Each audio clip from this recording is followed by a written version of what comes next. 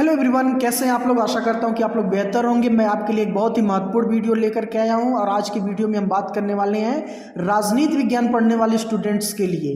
वो स्टूडेंट्स जो बीए में हैं और सेकेंड सेमेस्टर में हैं और साथ में जो प्राइवेट से ग्रेजुएशन कर रहे हैं और पॉलिटिकल साइंस सब्जेक्ट ले रखा है, उनके लिए वीडियो बहुत ही शानदार होने वाली है, क्योंकि सेमेस्टर में बीए सिलेबस है और बीए प्राइवेट से जो लोग ग्रेजुएशन कर रहे हैं उनके लिए भी सेम सिलेबस है। दोनों लोगों का सिलेबस बराबर है और तैयारी आपकी जो बिल्कुल नहीं हो पाई है और परीक्षा आपकी नज़दीक आ गई है, तो ये वीडियो आपके लिए बिल्कुल रामबाण होने वाला है। रामबाण मैं इसलिए कह रहा हूँ क्योंकि ये जो नोट्स है बहुत ही सटीक नोट्स मैंने अपने सारे चुनिंदा किताबों से बनाए हैं, जो आपकी परीक्षा के लिए बहुत ही बेहतर होंगे। तो कहीं मत जाइएगा, वीडियो के अंत तक बने रहिएगा। वीडियो अच्छा लगे तो चैनल को सब्सक्राइब, लाइक, शेयर जरूर करिएगा। आइए पहले ही प्रश्न से मैं आपको परिचित करवाता हूं। पहला प्रश्न है पहले ही चैप्टर से, जो कि बहुत ही महत्वपूर्ण चैप्टर है और उस चैप्टर का नाम है राजनीति विज्ञान की परिभाषा, प्रकृति एवं क्षेत्र। तो राजनीति विज्ञान की परिभाषा के बारे में तमाम विचारकों ने अपने अपने ढंग से राजनीति विज्ञान को बताने का प्रयास किया है। तो एक विचारक है जिसका नाम है गार्नर। गार्नर कह रहा है कि राजनीति विज्ञान का आरंभ और अंत राज्य के साथ होता है। तो किसका कथन है? ये गार्नर का कथन है। पहला क्वेश्चन है, निश्चित रूप से परीक्षा में पूछेगा ही पूछेगा। आइए बढ़ते हैं नेक्स्ट प्रश्न पर। नेक्स्ट प्रश्न कह रहा है कि राजनीति विज्ञान का जनक किसे माना जाता है? तो अरस्तु को माना जाता है। बहुत ही महत्वपूर्ण और आसान सा प्रश्न है। सारे जो प्रश्न है बहुत ही चुनिंदा प्रश्न है, निश्चित रूप से आपको परीक्षा में देखने को मिलेंगे ही मिलेंगे। बढ़ते हैं अगले प्रश्न पर। मैं आज की वीडियो में मैं आपको बता दूं कि मैं सिर्फ 20 क्वेश्चन को इसमें हल कराऊंगा, 20 क्वेश्चन को बताऊंगा। इस तरह से इस सिलेबस पर, इस पाठ्यक्रम पर मेरी 5 वीडियो आएगी, 5 वीडियो आएगी, जिसमें मैं आप लोगों को सिर्फ 100 क्वेश्चन कराऊंगा। उसी 100 क्वेश्चन में आपको लगभग सारे प्रश्न मिलेंगे। आइए बढ़ते हैं अगले प्रश्न पर। एक प्रश्न कह रहा है राजनीति विज्ञान का अर्थ किसको, क्या, कब और कैसे होता है? ये किसका कथन है? तो हैरल्ड लासवेल का कथन है। बहुत ही महत्वपूर्ण प्रश्न है, सारे प्रश्न बहुत ही महत्वपूर्ण है।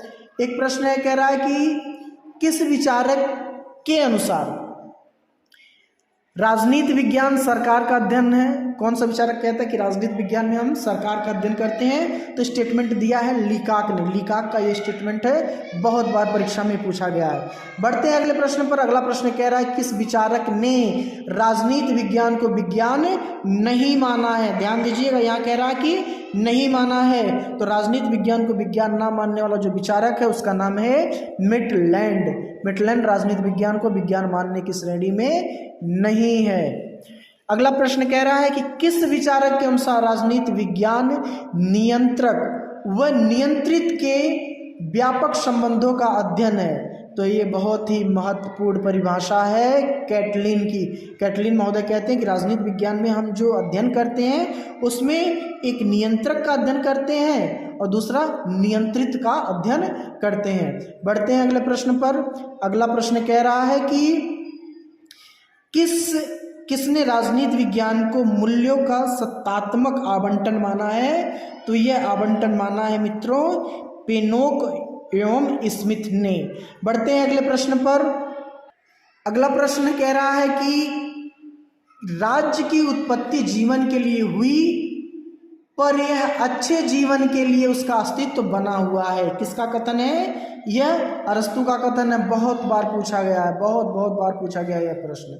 अगला प्रश्न कह रहा है एनसाइक्लोपीडिया ऑफ सोशल साइंसेज की रचना किसने की, किस विचारक ने की है? तो बहुत ही महत्वपूर्ण प्रश्न है, हरमन हेलर की है, पुस्तक का नाम है जिन्होंने इसकी रचना की है, एनसाइक्लोपीडिया ऑफ सोशल साइंसेज। बढ़ते अगले प्रश्न पर। अगला प्रश्न कह रहा है राजनीति विज्ञान के बारे में कह रहा है विज्ञान और कला का परस्पर विरोधी होना जरूरी नहीं है, कला विज्ञान पर आधारित हो सकती है। ये कथन किसका है? कथन है विलियम एस लिंगर का। बहुत ही महत्वपूर्ण परिभाषा है विलियम एस लिंगर की और हमेशा पूछा जाता है। अगला प्रश्न कह रहा है कि प्लेटो की अध्ययन पद्धति है। तो मित्रों प्लेटो की जो अध्ययन पद्धति है वह है निगमनात्मक अध्ययन पद्धति। बढ़ते अगले प्रश्न पर।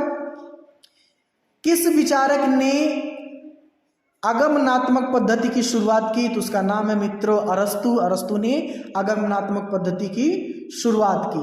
बढ़ते हैं नेक्स्ट क्वेश्चन पर और महत्वपूर्ण क्वेश्चन पर। अगला प्रश्न कह रहा है कि किसने कहा संपूर्ण राजनीतिक इतिहास ही क्या है? दर्शन है। किसने कहा कि संपूर्ण जो राजनीति है वो है इतिहास का ही दर्शन है? यह लास्की इस तरह का स्टेटमेंट देता है और कहता है कि जितना राजनीति है वो सब इतिहास का ही दर्शन है। बढ़ते हैं अगले प्रश्न पर। बहुत ही महत्वपूर्ण प्रश्न है। प्रश्न संख्या 14 कह रहा है आधुनिक सरकारों के सिद्धांत और व्यवहार नामक पुस्तक किसने लिखी? बहुत ही महत्वपूर्ण पुस्तक है जिसके लेखक हैं हरमन फाइनर। हरमन फाइनर की पुस्तक का नाम है आधुनिक सरकारों के सिद्धांत और व्यवहार। बढ़ते हैं नेक्स्ट प्रश्न पर। नेक्स्ट प्रश्न कह रहा है मॉडर्न डेमोक्रेसीज पुस्तक के लेखक हैं। तो इसके जो लेखक हो जाएंगे वो है James Bryce. James Bryce modern democracy के लेखक हैं। अगला प्रश्न है प्रश्न संख्या 16 कह रहा है थॉमस मूर की पुस्तक यूटोपिया का संबंध किससे है? किस अध्ययन पद्धति से है? तो दार्शनिक अध्ययन पद्धति का प्रयोग करते हुए थॉमस मूर ने अपनी पुस्तक यूटोपिया की रचना की है, दार्शनिक अध्ययन पद्धति का प्रयोग करते हुए। बढ़ते हैं नेक्स्ट क्वेश्चन पर। क्वेश्चन नंबर 17 कह रहा है किसने कहा राजनीति विज्ञान के बिना इतिहास का कोई फल नहीं, इतिहास के बिना राजनीति का कोई मूल नहीं? नोट कर लीजिए मित्रों, ये सीले का कथन है और बहुत ही महत्वपूर्ण कथन है। बढ़ते हैं नेक्स्ट प्रश्न पर। नेक्स्ट प्रश्न कह रहा है कि किसके अनुसार इतिहास का बहुत कुछ भाग राजनीति विज्ञान है? तो यह कथन है लीकाक महोदय का। लीकाक कहते हैं। बढ़ते हैं प्रश्न संख्या 19 पर। प्रश्न संख्या 19 में कह रहा है कि किसके अनुसार राजनीति विज्ञान की जड़ें मनोविज्ञान में निहित है? राजनीति विज्ञान की जड़ें मनोविज्ञान में निहित है किस विचारक का कथन है? तो ब्राइस का कथन है। और इस वीडियो का अंतिम प्रश्न प्रश्न संख्या 20 कह रहा है किसने कहा राजनीति विज्ञान और समाजशास्त्र अखंड है और एक ही तस्वीर के पहलू हैं? तो कैटलिन महोदय का यह कथन है। मित्रों आशा करता हूं कि वीडियो आपको बेहतर लगा होगा। वीडियो अच्छा लगे तो वंस अगेन चैनल को सब्सक्राइब लाइक शेयर जरूर करिएगा। मिलते हैं अगले वीडियो में, तब तक जय हिंद, वंदे मातरम।